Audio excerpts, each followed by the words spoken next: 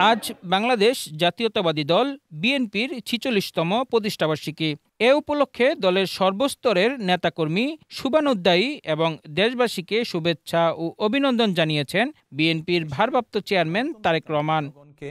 বাংলাদেশ জাতীয়তাবাদী দল বিএনপির ৪৬তম প্রতিষ্ঠাবার্ষিকীর শুভেচ্ছা। তবে বন্যাপীড়িত অসহায় মানুষের প্রতি সহানুভূতি প্রকাশ এবং তাদের পাশে দাঁড়ানোর লক্ষ্য নিয়ে বিএনপি এবার তাদের প্রতিষ্ঠাবার্ষিকীর অনুষ্ঠান সীমিত পরিসরে পালন করছে। প্রতিষ্ঠাবার্ষিকী উপলক্ষে রোববার বেলা ১১টায় দলের প্রতিষ্ঠাতা ও শহীদ প্রেসিডেন্ট জিয়াউর রহমানের সমাধিতে মির্জা ফখরুল ইসলাম আলমগীরের নেতৃত্বে নেতাকর্মীরা ফুল দিয়ে শ্রদ্ধা নিবেদন করেন।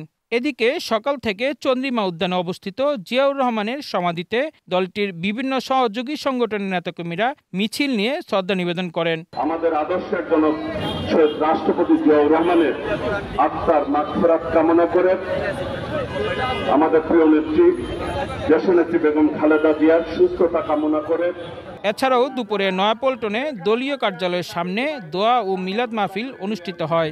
সারা বাংলাদেশের সমস্ত মেডিকেলগুলোর মধ্যে অসংখ্য মানুষ, সমস্ত ছাত্র ভাই জনতারা আল্লাহ চিকিৎসায় আছে, আল্লাহ তাদেরকে পরিপূর্ণ সুস্থতা দান করে দিয়েন, আল্লাহ তাদের চিকিৎসার সুব্যবস্থা করে দিয়েন।